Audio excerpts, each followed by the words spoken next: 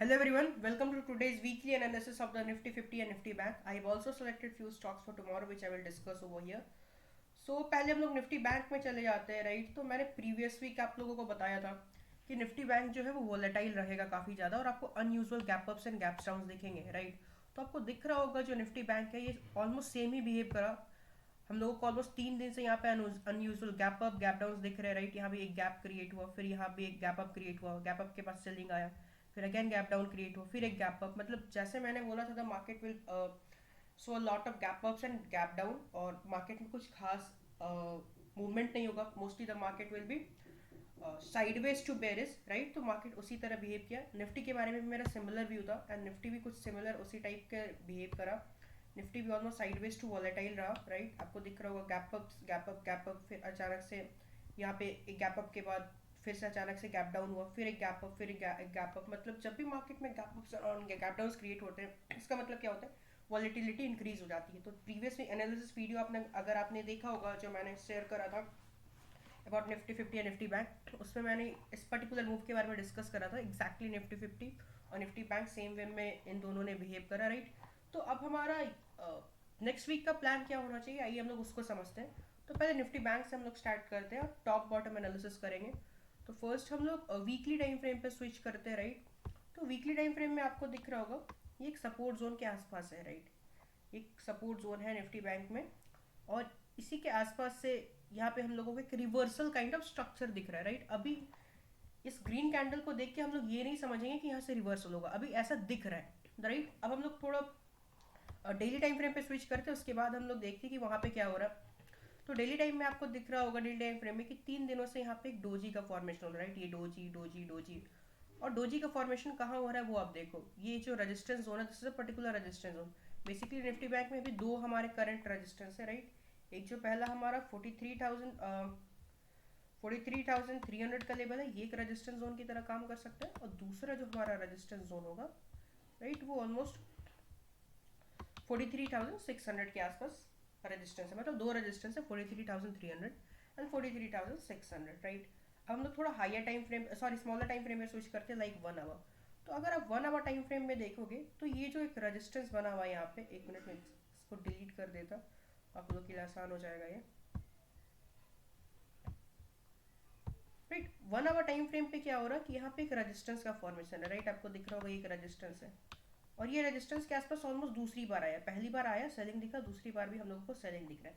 तो यहाँ पे दो के सिनेरियो हो सकता है निफ्टी बैंक में। एक्चुअली मैं निफ्टी बैंक में नेक्स्ट वीक के लिए जैसे मैंने प्रीवियस वीक बताया था मैं साइडवेज टू वॉलेटाइल मेरा व्यू है राइट। तो इस वीक जो मेरा निफ्टी बैंक में जो मेरा व्यू है वो ऑलमोस्ट बेरिस टू साइडवेज है। मुझे ऐसा लग रहा स्ट्रक्चर देख के कि यहाँ से एक निफ्टी बैंक एक ब्रेकआउट देगा, ब्रेकआउट के बाद 4300 4600 43,600 700 लेवल को टेस्ट करेगा, वो वापस से हम लोगों को यहाँ से रिवर्सल मिलेगा। मतलब क्या होगा, ये जो ब्रेकआउट है ये ब्रेकआउट बहुत हाई चांसेस है कि फेल हो जाए। तो दो के सिनेरियो हो सकता है, या तो निफ्टी बैंक इस पर्टिकुलर हाई को ब्रीच करके एक रिवर्सल दिखाए, या नहीं तो एक पर्टिकुलर स्ट्रक्चर दिख रहा होगा आपको यहाँ पे ट्रेंड लाइन का भी फॉर्मेशन है राइट। तो दूसरा जो व्यू हो सकता है निफ्टी बैंक में, या तो निफ्टी बैंक अपना जो फ्राइडे का लो है इसे तोड़कर इसी के आसपास साइडवेज होकर हम लोगों को एक बेरिश मूव दिखा सकता है, या नहीं तो ये 43,400 600 का जो रेंज है इसको एक ऊपर की साइड पे तोड़ के यहाँ पे बुल्स आएंगे बेसिकली, और यहाँ पे एक ब्रेकआउट फेलियर का यहाँ पे सीन हो सकता है राइट। तो इस टाइप में मेरा नेक्स्ट वीक का प्लान बेसिकली ये रहेगा। मुझे ब्रेकआउट फेलियर अगर ट्रेड्स दिखेंगे बेरिश साइड में तो मैं निफ्टी बैंक में इंटरेस्टेड होऊंगा। बट अगर मैं निफ्टी 50 का बात करूँ, निफ्टी 50 में भी सिमिलर काइंड ऑफ व्यू है। एक्चुअली अगर आप निफ्टी बैंक देखो और निफ्टी 50 देखो, दोनों का स्ट्रक्चर ऑलमोस्ट सेम है, लेकिन देखने में ज़्यादा as compare to Nifty bank Nifty 50 ज़्यादा वीक लग रहा। अगर मैं यहाँ पे टॉप डाउन एनालिसिस करूँ तो वीकली टाइम फ्रेम में भी कुछ खास स्ट्रक्चर है नहीं। यहाँ पे एक इनसाइड कैंडल का फॉर्मेशन है राइट, और इनसाइड कैंडल का फॉर्मेशन के बाद यहाँ पे क्या हो रहा है स्मॉलर टाइम फ्रेम में, यहाँ भी ऑलमोस्ट 3 दिन से कंटिन्यूसली गैप अप्स मार्केट में क्रिएट हो रहे हैं। जब भी मार्केट में huge gap ups and gap downs होते हैं और उसके बाद अगर इंट्राडे में कोई मूव नहीं होता है, इसका मतलब क्या है वहाँ पे ऑप्शन सेलर्स तो पैसा कमा रहे हैं लेकिन ऑप्शन बायर पैसा नहीं कमा पा रहे। और इन केस अगर ऑप्शन बायर नहीं कमा पा रहे हैं तो प्रोबेबिलिटी होता है कि मार्केट 70-80% साइडवेज रहता है, 20-30% टाइम ट्रेंडिंग होता है। तो मुझे ऐसा लग रहा कि about particularly about Nifty 50 and Nifty bank, ये दोनों जो इंडेक्स है नेक्स्ट वीक ट्रेंडिंग रहने वाले, ट्रेंडी रहने वाले राइट।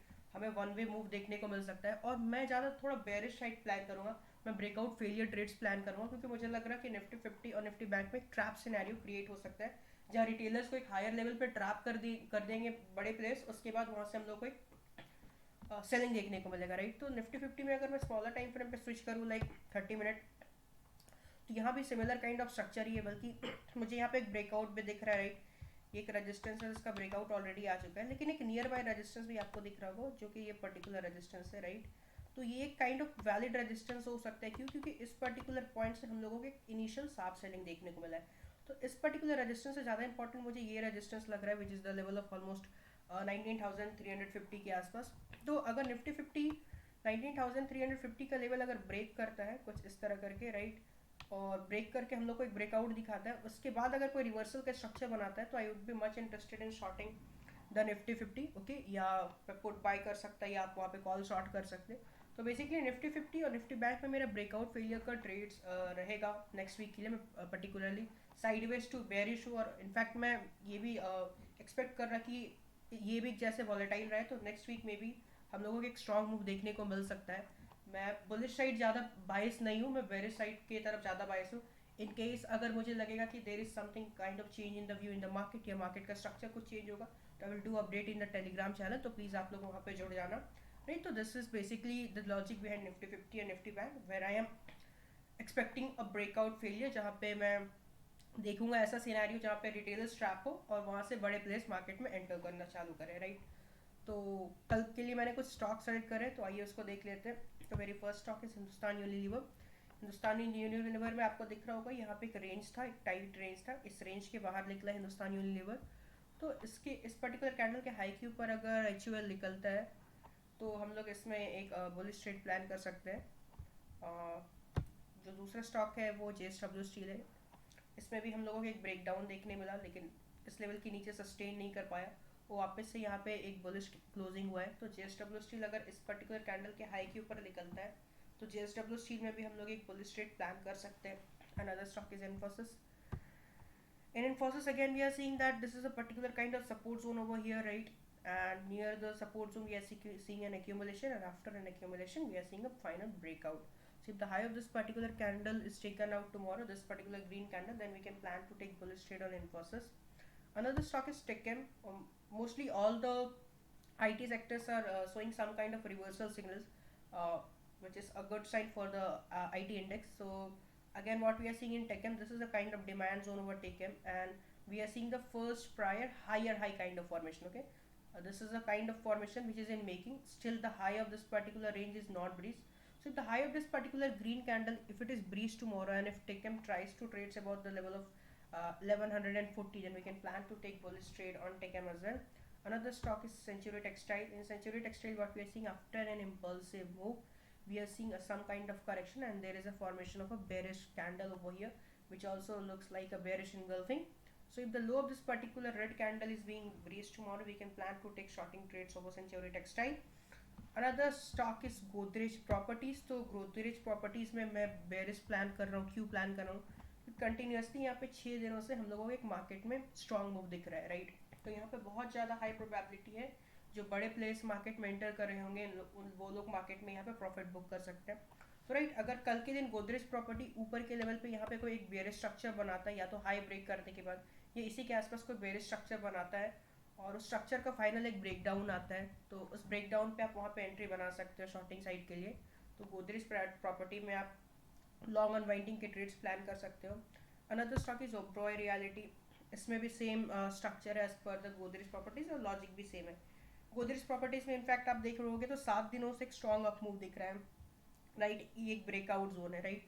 और कभी भी कोई एक रेजिस्टेंस का ब्रेकआउट आता है ना, तो हम लोग ये कैसे डिसाइड करें कि दैट पर्टिकुलर जो ब्रेकआउट आ रहा है रेजिस्टेंस का, वो वैलिड है कि नहीं। अनटिल अनलेस अगर रेजिस्टेंस के आसपास काफ़ी ज़्यादा टाइम स्पेंड नहीं कर रहा है और डायरेक्टली ब्रेकआउट दे रहा है, जैसे ओब्रॉय रियलिटी ने अभी दिया है हम लोगों को मार्केट में, राइट। तो इस टाइप के ब्रेकआउट के फेलियर होने के चांसेस बहुत ज़्यादा हाई होते हैं, राइट। तो ब्रॉय रियलिटी में भी अगर आप कल के दिन कोई बेरिश स्ट्रक्चर का फॉर्मेशन देखो और फाइनल एक ब्रेकडाउन है, तो ब्रॉय रियलिटी में भी आप कल के दिन एक शॉर्टिंग ट्रेड प्लान कर सकते हो। आई होप जो स्टॉक्स के लॉजिक होंगे और इंडेक्स का जो नेक्स्ट वीक का प्लान है वो काफ़ी ज़्यादा आप लोगों को क्लियर हो गया होगा। इन केस अगर मुझे कुछ भी चेंजेस दिखेंगे इंडेक्स में, स्ट्रक्चर में, या मेरा अगर इन केस व्यू चेंज होता है तो I will try to update in the Telegram channel, तो आप वहाँ ज्वाइन हो सकते हो. I hope this particular analysis video would be helpful. Thank you. See you in another video.